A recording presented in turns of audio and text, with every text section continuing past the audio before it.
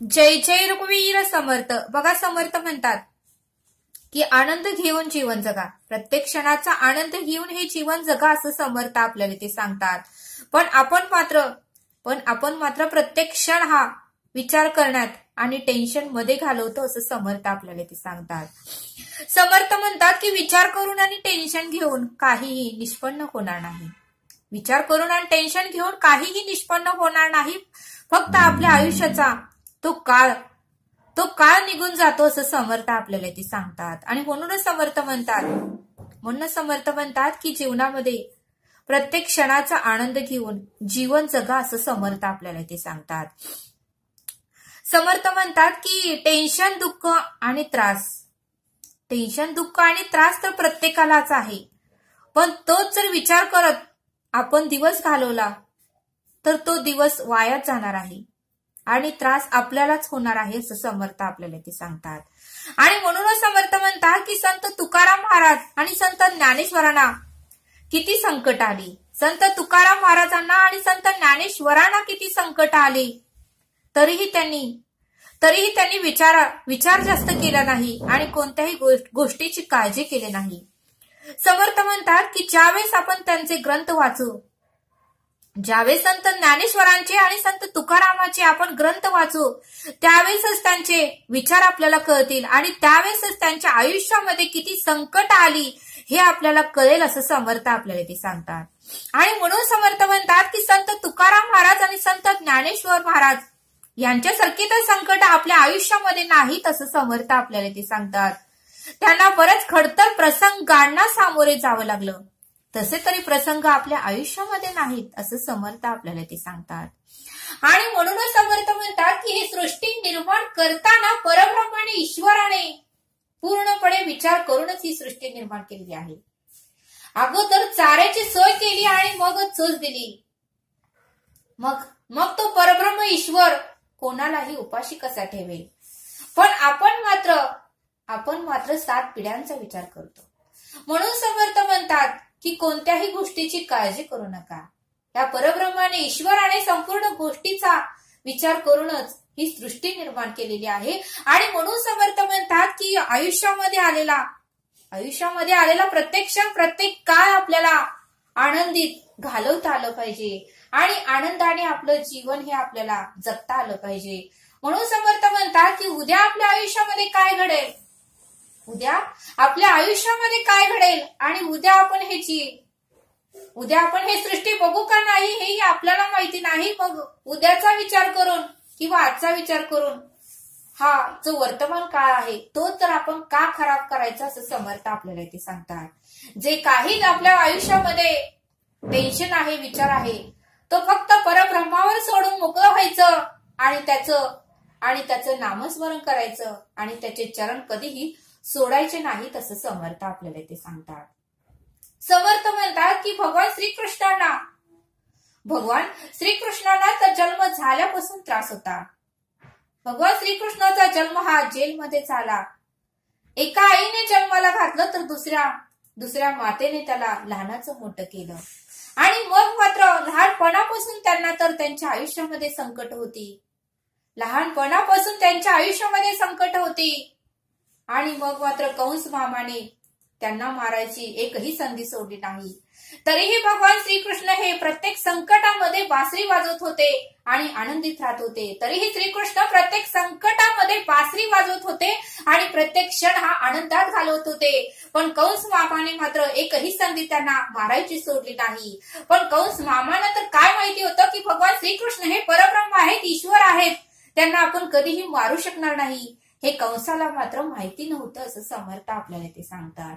आणि म्हणून समर्थ म्हणतात की सांगण्याचा एकच उद्देश आहे की संकट तर कोणाच्या आयुष्यात नव्हती, संकट तर संत लोकांच्या आयुष्यात होती, संकट तर परब्रह्माच्या आयुष्यात होती, तर तुम्ही आम्ही तर माणसे आहोत असं समर्थ आपल्याला ते सांगतात. म्हणून समर्थ म्हणतात की भगवान श्रीरामांनाही संकट होती, सीता मातेलाही संकट आली, श्रीकृष्णालाही संकट आली. मग आपण तर मनुष्य आहोत. बघा म्हणले समर्थ, म्हणजे परब्रह्माला संकट आहेत, मग आपण तर मानव आहोत असं समर्थ आपल्याला ते सांगतात. आणि म्हणूनच समर्थ म्हणतात की वेळ काळ कायम तसाच राहत नसतो. जसं उन्हानंतर सावली येते तसं आज आपल्या आयुष्यात संकट आलं म्हणून ते मुक्कामाला येत नसतं, कधी ना कधीतरी आपल्या आयुष्यातून निघून जातं. म्हणून समर्थ म्हणतात की संकट आल्यावर जास्त काळजी करू नका, विचार करू नका आणि हेही दिवस जातील असं आपल्या मनाला समजावून सांगा.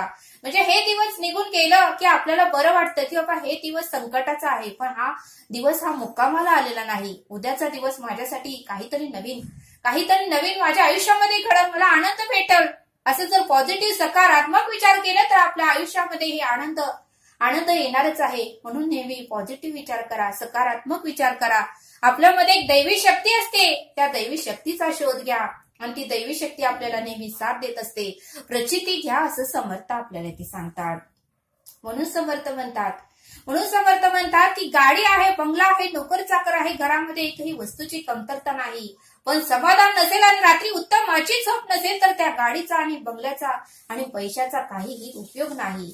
जर रात्री झोपेच्या गोळ्या घेऊन जर आपल्याला झोपावं लागत असेल तर त्या पैशाला 0 व्हॅल्यू आहे असं समर्थ आपल्याला ते सांगतात. आणि म्हणून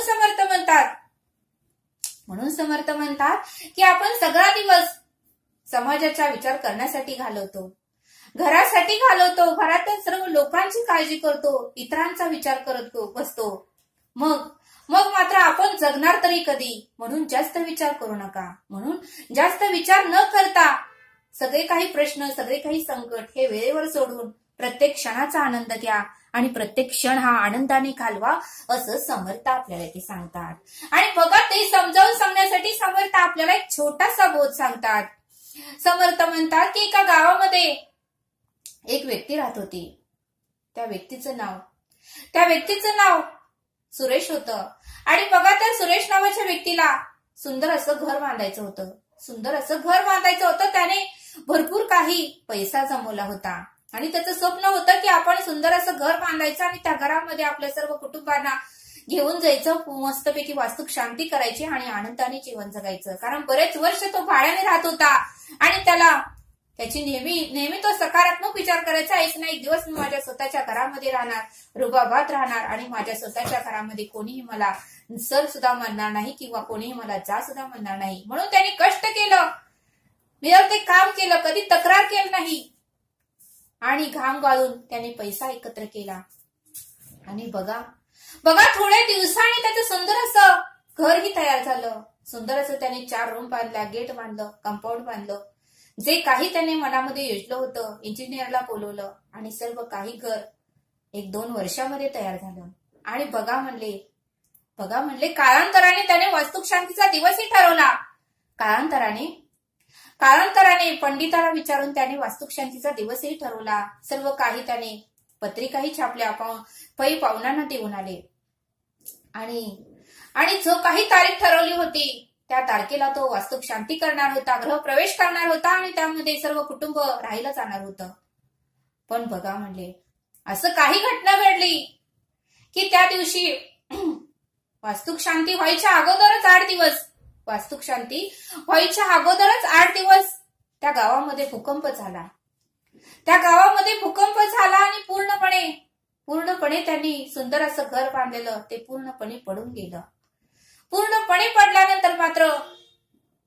पडल्यानंतर मात्र त्यांना काही दुःख वाटलं नाही, पण बाकीच्या लोकांना मात्र दुःख वाटू लागलं. आणि बाकीचे लोक मात्र त्यांना म्हणू लागले की तुम्ही एवढं कष्ट सहन केलं, एवढा त्रास सहन केला, पै जमा केली, कष्ट करून घाम काढून तुम्ही या पैशाने हे घर उभा केलं होतं, पण बघा काहीच उपयोग झाला नाही. तुम्ही वास्तुक शांतीचे दिवसही तुम्ही ठरवला, पण जायच्या अगोदरच मात्र ते घर पडून गेलं असं आजूबाजूचे सर्व लोक बोलू लागले, पै पाहुणे बोलू लागले.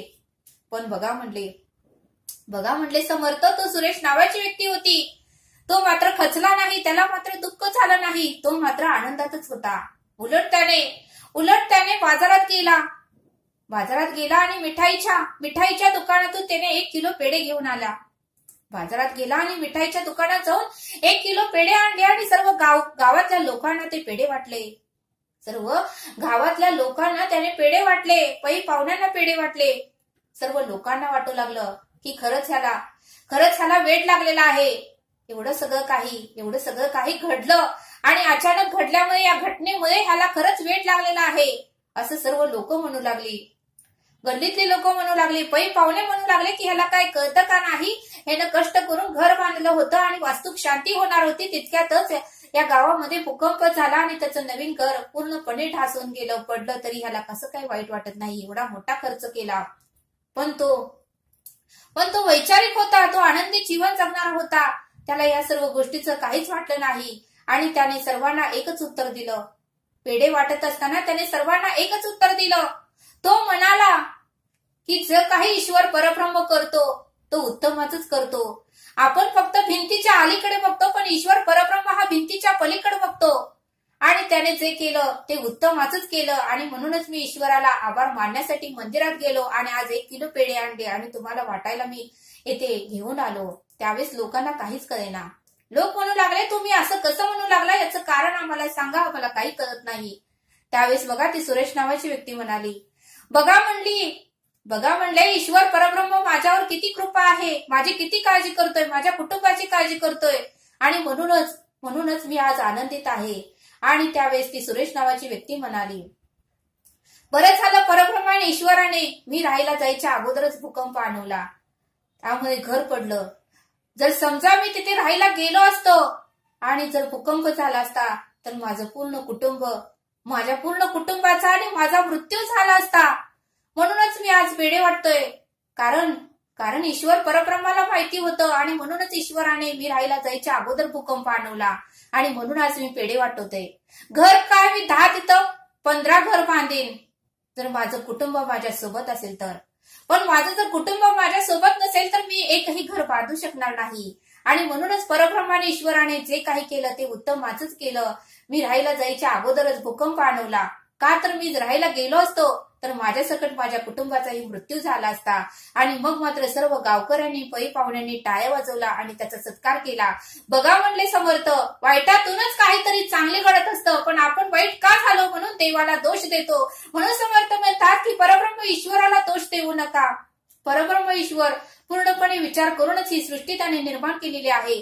आपल्या आयुष्यात जर एखादी वाईट घटना घडली तर त्यातून काहीतरी चांगलं होणार, या दृष्टिकोनातून बघितलं तर आपल्याला यश हे नक्कीच येणार, असं समर्थांनी आपल्याला ते सांगितलं. आणि म्हणूनच समर्थ म्हणतात की प्रत्येक क्षणाचा आनंद घ्या आणि प्रत्येक गोष्टीतून काहीतरी नवीन, काहीतरी चांगलं घडणार असा पॉझिटिव्ह आणि सकारात्मक विचार करून जर जीवनाकडे बघितलं तर आनंदच आहे. या जीवनाचा आनंद घ्या असं समर्थांनी आपल्याला ते सांगितलं. कारण लाख मोलाचा आपल्याला मनुष्य जन्म मिळाला आहे. 50% पाप 50% पुण्य प्राप्त झाल्यावरच मनुष्य जन्म मिळतो आणि तो असा वाया घालू नका असं समर्थांनी आपल्याला या बोधातून समजावून सांगितलं.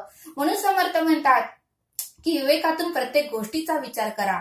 जर एखादी वाईट घटना घडली म्हणून रडत बसू नका, काहीतरी उत्तमाचं घडणार आहे याचा विचार करून जीवन हे सार्थक करा आणि आनंदाने जीवन जगा असं समर्थांनी आपल्याला या बोधातून समजावून सांगितलं. आणि म्हणूनच समर्थ म्हणतात की प्रत्येक क्षणाचा आनंद घ्या आणि आनंद घेऊन आपलं हे जीवन सार्थक करा आणि आपण स्वतःही आनंदी राहा आणि इतरांनाही आनंदित करा असं समर्थांनी आपल्याला या बोधातून समजावून सांगितलं.